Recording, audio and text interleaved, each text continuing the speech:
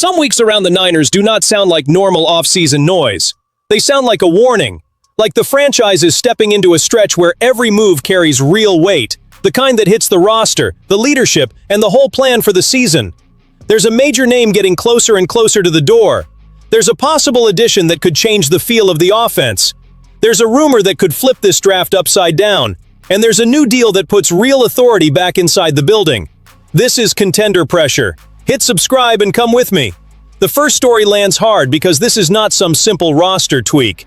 This is a relationship that, based on the way the front office is talking, feels like it has reached the point where almost nobody around it believes in a real comeback anymore. Brandon Aiyuk was a central piece of this offense for a long time. Big play juice, big production, a route runner who could hurt defenses in space, a major part of the run that got this team to the Super Bowl. So what's happening now is not small. This is a serious break in trust, planning, and value. When John Lynch says there have been talks but still frames a trade as unlikely, that tells you a lot. Because that does not sound like a team setting up some huge bidding war. It sounds like a team trying to find any decent exit before staring down the possibility of cutting the player after the draft. And let's be real, as fans who follow every detail, it's not hard to understand why the market is cold. Aiyuk is coming off 2 seasons wrecked by absence. He barely played in 2024, did not play at all in 2025, and the tension between him and the franchise became part of the story too. No team is going to give up meaningful draft value and take on a heavy contract with that much uncertainty without thinking long and hard about it. That's what makes this whole thing so frustrating for Niners fans. Because the talent is still attached to the name. The memory of elite production is still there.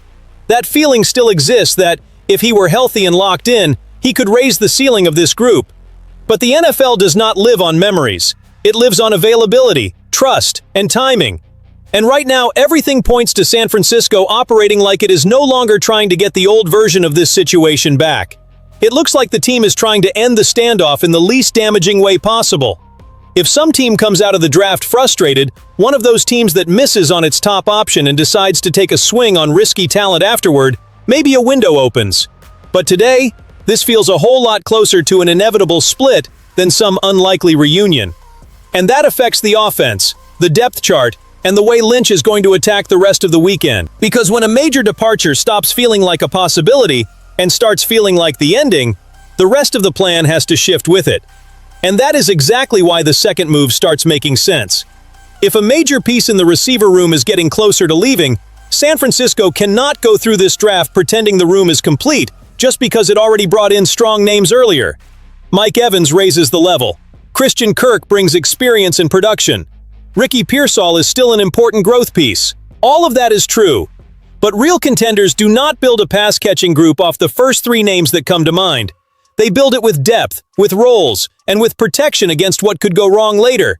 That is where the Keon Coleman idea starts getting interesting. It is one of those moves that splits people at first, but the longer you sit with it, the more logic it has. The read on him is simple. Buffalo may not see him as an untouchable piece anymore, and that creates a natural opening for somebody else to buy talent before the value pops somewhere new. Coleman did not become a star in Buffalo. He did not take over. He did not put up crazy numbers. But it is also not fair to act like he is some meaningless cast-off. He showed flashes. He showed he can function as a role player. And he showed that in a less pressured environment, where he does not have to be the instant answer, there may be more there. And that detail matters a lot for the Niners. In San Francisco, he would not be walking in asked to carry the passing game. He could settle in as the 4th or 5th option, take on less immediate pressure, and develop inside a much friendlier offensive ecosystem that could make better use of his size, vertical ability, and big play traits.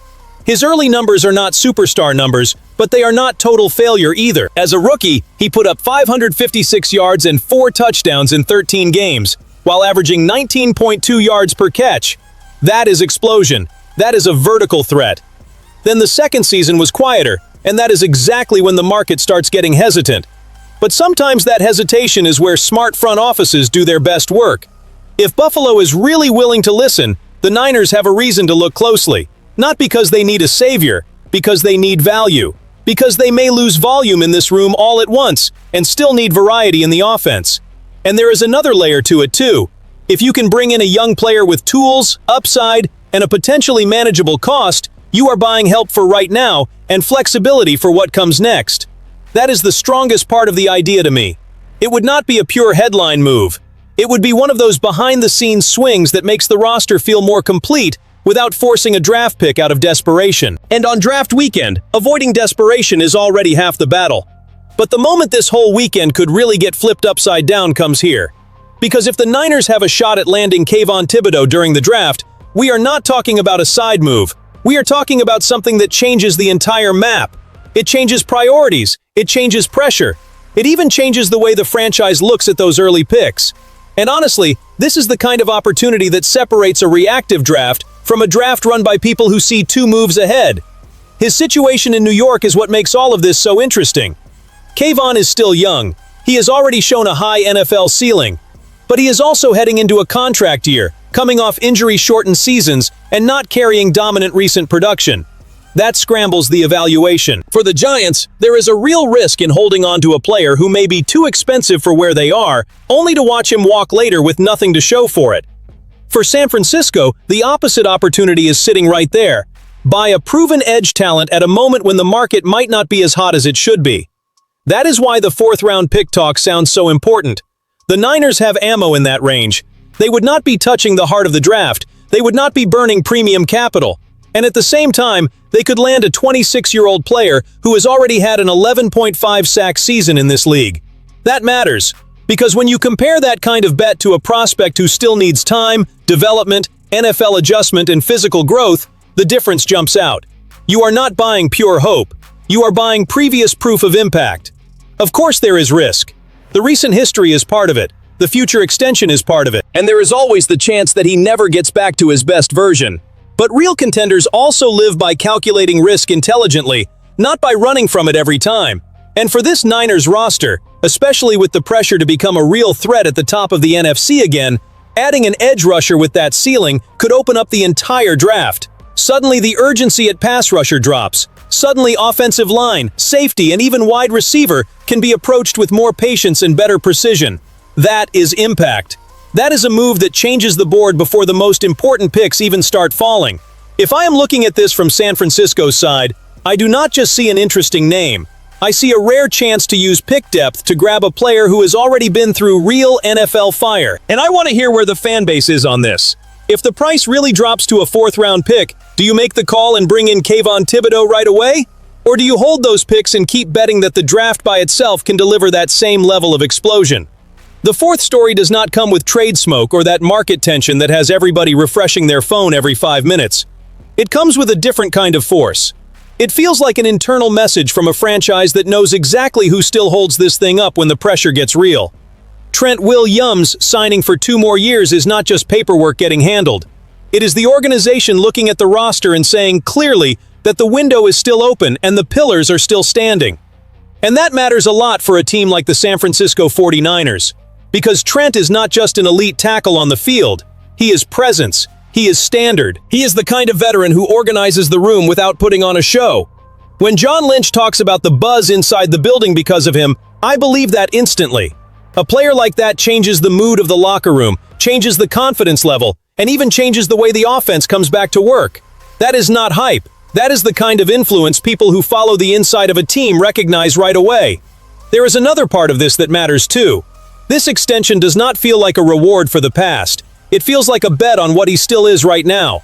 Trent is going into the new season at 38, and he is still playing at an elite level, still protecting with authority, and still setting the tone physically and mentally for this offensive line. So when the Niners put $50 million over 2 years on the table for him, the move does not feel like nostalgia. It feels like urgency. It feels like a team that still sees itself fighting for something big. But the best way to read this story is not to stop at the good part. Because keeping Trent Williams is huge for the present, but it also forces the front office to think seriously about what comes after. And I actually like that part of the story. One thing does not cancel out the other. You extend your monster at tackle because he still deserves to be the face of Brock Purdy's protection, but at the same time you understand that the succession plan has to start now. That puts even more focus on the draft, even more pressure on offensive line development, and even more responsibility on the long-term build. At the end of it, this extension does 2 things at once. It calms the building down, and it raises the pressure. It calms things down because one of the giants of the franchise is still there. It raises the pressure because a team that keeps Trent Williams at this level cannot act like it is just managing a transition. This is a contender move. And real contenders do not re-sign leaders like that just to watch the season from a distance. When you step back and look at all of it, the picture is strong. The Niners are making moves around sensitive parts of this roster without losing the mindset of a contender. Brandon Aiyuk getting closer to the exit forces a response. The possibility of adding to the receiver room or attacking the pass rush could change the shape of this whole draft. And keeping Trent Williams at the center of the project brings weight, command, and conviction back to a team that still has real ambition. So to me, the message is simple. San Francisco is not building to survive. It is trying to reposition itself to attack. If you are in this run with us, subscribe to the channel and come back tomorrow.